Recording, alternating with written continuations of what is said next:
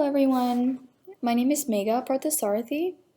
I am an MSDI student at Eastern Illinois University, and I will be presenting Drucker's work on nonprofit organizations, specifically the 5 most important questions for my leadership development class. A little bit of overview on what I will be presenting. I will be talking about the biography of Peter Drucker, nonprofit organizations, what they consist of and the components of them, the 5 most important questions, strengths and weaknesses of those questions, further implication of RDs, future RDs, and nutrition-related practice, and I will be summarizing what I talked about at the end.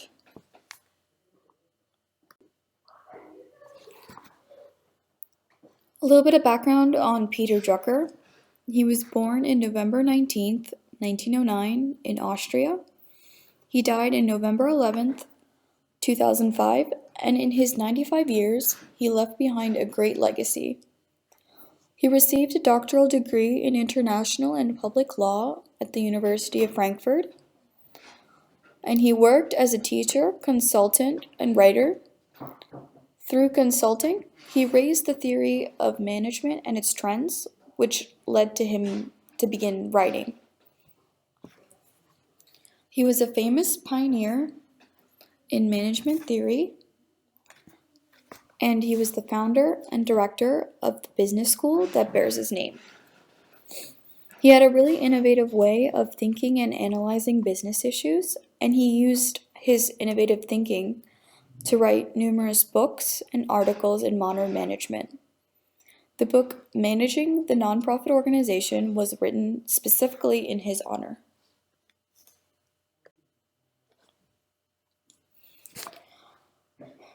A nonprofit organization brings about a change in individuals and in society.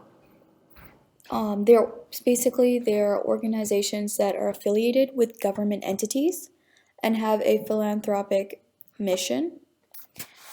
But one thing that it's changed from a for-profit organization is that it has a different purpose with the money that they earn in the organization.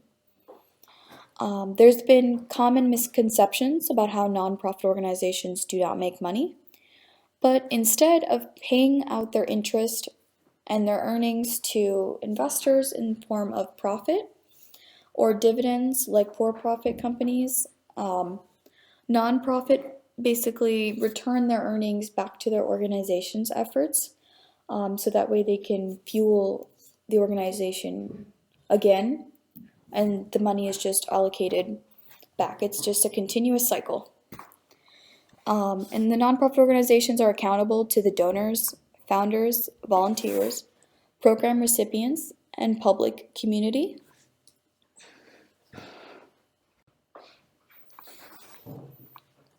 So the Drucker's work on nonprofit organizations is that he applied his management expertise to the nonprofit sector.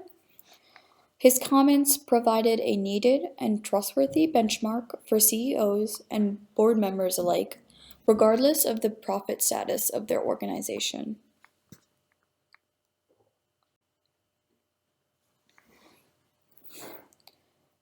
So, why provide 5-question self-assessment? It's to provide a more focus on management missions. There were few self-assessment tools available, and then that they managed limited resources. The story behind it would be that 40 years ago, management was a very bad word in nonprofit organizations. Management meant business, and the one thing a nonprofit was not, it was that it wasn't a business.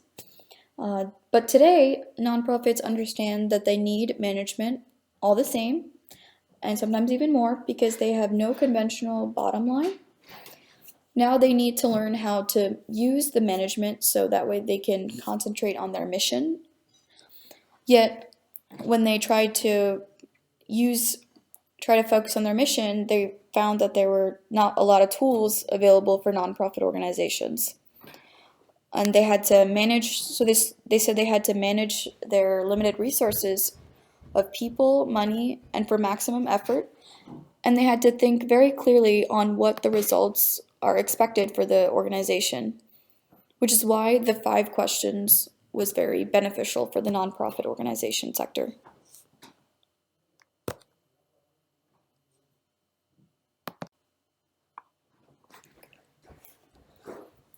All right, so the 5 most important questions that were used to address the nonprofit organization.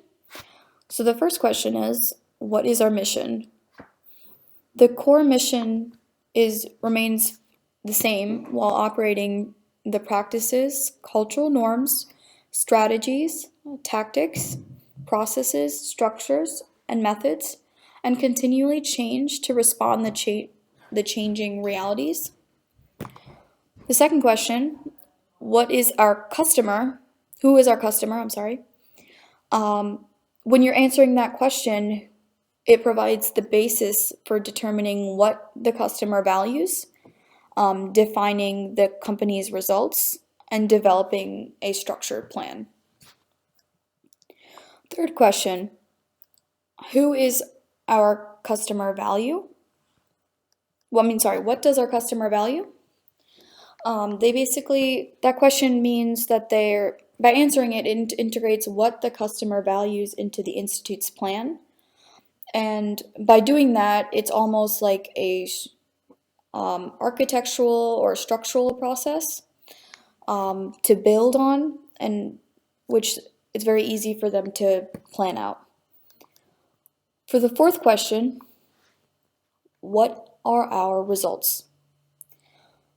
So when you are trying to figure out when you find your results, the goal is to achieve real impact, and measuring results as a tool for learning and for self-correcting in order to reach the intended audience and have a specific outcome.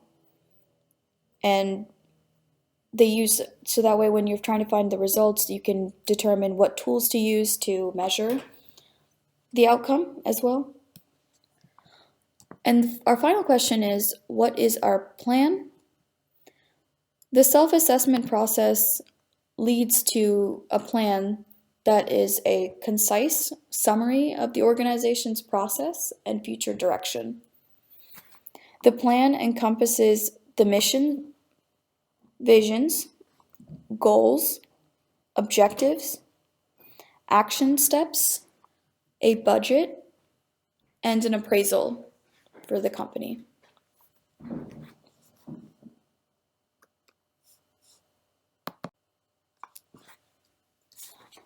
So the strengths that I found in the 5 questions is that it addresses the questions that are, when you address the questions, it can help any organizational company succeed. And it's a starting point for building a nonprofit organization.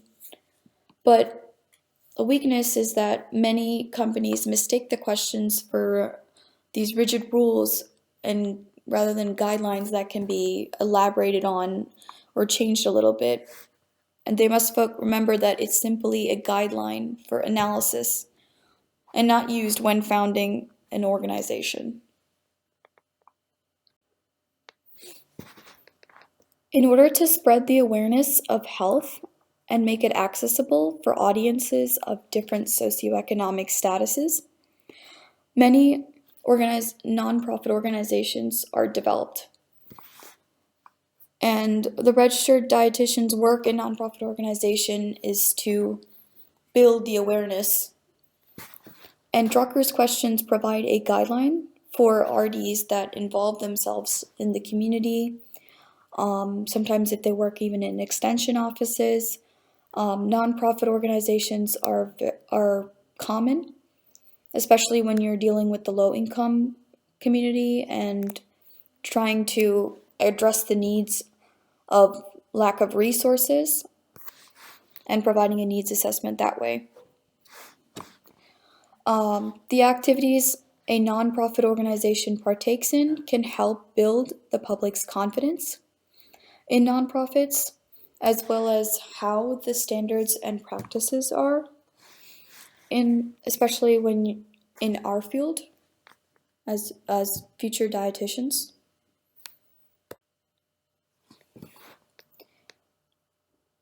All right, so to summarize what I've talked about today, nonprofit organizations are typically affiliated with the government entities and have philanthropic missions to address the needs of the target audience. They use the organization's earnings to funnel its efforts and basically fuel the cycle and make it a continuous cycle. And then the 5 questions that I talked about, they basically address an organization's mission as well as how it identifies customers and customer expectations. They establish a plan and measures out the results using the appropriate tools to measure out the outcome as well. And overall, Drucker's questions provide a guideline for RDs that involve themselves in the community and nonprofit organizations for the low-income family as well. And they basically fuel and help the starting point of many nonprofit organizations, especially when dealing with nutrition-related topics such as like food insecurity or like child nutrition and etc. Okay. These are my resources, and I'd like to thank you so much for listening about my presentation on Drucker's work of nonprofit organizations and the 5 questions. I thank you so much. Bye.